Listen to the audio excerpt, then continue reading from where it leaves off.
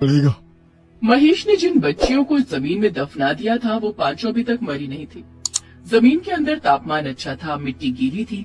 उसी गीली मिट्टी से उन बच्चियों को पीने का पानी मिल रहा था। मिट्टी में कीड़े मकोड़े थे, वही सब खाकर पांचों बहनें जिंदा थी। और आज उन लोगों ने अपने माता पिता की बात सुन ली। उन्हें बहुत दुख पहुंचा। वो लोग आपस में बातें करने लगे। हमारी वजह से हमारे माँ बाप दुखी हैं। उनके पास खाने के लिए कुछ भी नहीं है।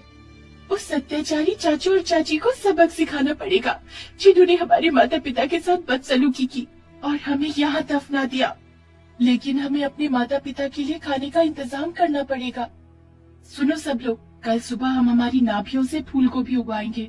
उनसे हमारे माता पिता को खाना मिलेगा। सभी बहनें राजी हो गयी। उधर मोहन ने पेड़ों से डाल काट काट कर दोनों के लिए एक झोपड़ी बना ली और दोनों उसी के अंदर सो गए। रात को पांचों बच्चियों ने अपनी अपनी नाभियों से फूलगोभी का पेड़ उगाया और सुबह उनमें बड़े बड़े 5 फूलगोभी उग गयी। सुबह नींद से उठकर मोहन ने देखा झोपड़ी के बिल्कुल सामने 5 फूलगोभी उगी हुई हैं। सरला, वो देखो, वहाँ 5 फूलगोभी अपने आप उग गए हैं। अरे वाह, भगवान हमारे साथ है जी, आज हमें भूखा नहीं रहना पड़ेगा। मोहन ने एक फूलगोभी को तोड़ा। उससे उस बच्ची को दर्द हुआ। वो मिट्टी के अंदर से चिल्लाई, आह! मोहन ये सुनकर सोच में पड़ गया। अरे, ये आवाज कहाँ से आई? खैर कोई नहीं, बाकी के फूलगोभी भी तोड़ लेता हूँ। मोहन ने दूसरी फूलगोभी तोड़ी और वो बच्ची भी मिट्टी के अंदर दर्द से चिल्लाई, आह! मोहन फिर से चौंक गया। ऐसे उसने 5 फूलगोभियों को तोड़ लिया। उसने सरला से कहा, सरला, मैं जैसे ही एक फूलगोभी तोड़ता हूँ, पता नहीं कहाँ से कोई बच्ची दर्द भरी आवाज में चिल्लाती है। ये कभी होता है क्या? आप भूखे हो ना? ये आपके मन का वहम होगा। हाँ, सही कहा। मैं आग जलाता हूँ, बहुत भूख लगी है। मोहन ने झोपड़ी के सामने आग जलाई और उसी आग में फूलगोभी को रोस्ट करके दोनों खाने लगे। बहुत दिनों के बाद दोनों ने पेट भरकर खाना खाया। अगले दिन 5 बहनों ने बंद गोभी उगाई। मोहन और सरला ने बंद गोभी खाई। ऐसे ही एक के बाद एक सब्जियां उगती रहीं और मोहन सरला पेट भरकर खाते रहे। सरला, हमने इतने दिनों तक कितनी मुश्किलों का सामना किया है, लेकिन अभी हमें पेट भर के खाना मिल रहा है।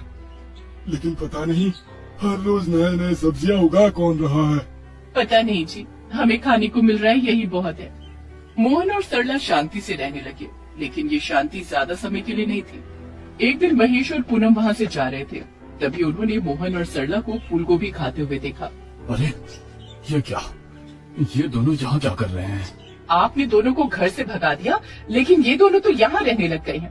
और मेरे ही खेत में से सब्जियाँ उठाकर खा रहे हैं। चलिए दोनों को भगा देते हैं। नहीं नहीं, रुक जाओ, हम कल इन दोनों को जड़ से मिटा देंगे। रात को खाना खाकर मोहन और सरला सो गए। सुबह हर रोज की तरह 5 बहनों ने मिट्टी के नीचे से बंद गोभी उठाई। सुबह उठकर मोहन बंद गोभी तोड़ने जा ही रहा था कि तभी महेश और पूनम वहाँ ट्रैक्टर लेकर आ गए। क्या रे मोहन, मेरे खेत में खेती करके अपना पेट पाल रहा है? शर्म नहीं आई तुझे? भैया, रहम कीजिए, हमारे पास रहने का जगह नहीं है, खाने के लिए भी कुछ नहीं है। तुझे और तेरी बीवी को और रहने खाने की चिंता नहीं करनी होगी। हम आज तुझे सीधा ऊपर पहुंचा देंगे। लेकिन उससे पहले मैं इन गोभियों को मिट्टी में मिला दूंगा। महेश ने गोभियों पर ट्रैक्टर चला दिया, लेकिन गोभियां वैसी की वैसी रह गई। महेश परेशान हो गया। उसने खेत में आग लगा दी, लेकिन उससे भी गोभियां नहीं मरी। अरे, ये गोभियां मर क्यों नहीं रही हैं? हाथ से उठा लो इन्हें। महेश हाथ से उठाने गया और गोभियों के साथ साथ बच्ची बाहर आ गई। कैसे हो चाचा? मुझे पहचान रहे हो ना? ये क्या है? डर के मारे महेश दूर हट गया। पूनम भी डर गई। सभी के शरीर पर एक एक बंद गोभी हो रखी थी। कौन हो तुम लोग? कौन हो?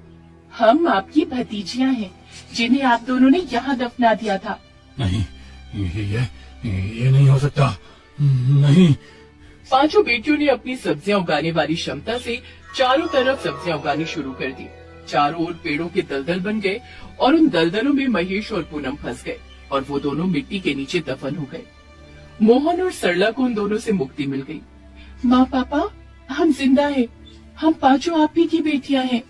बेटी, मेरी बच्ची, मेरी बेटी। उसे सब कुछ मिल गया, घर, जमीन और पांचों बेटियां। इसके बाद वो सभी एक साथ रहने लगे। पांचों बेटियां सब्जियां उगाने लगी। उन्हें कभी किसी भी चीज की कमी नहीं हुई। वो लोग खुशी से जीवन बिताने लगे।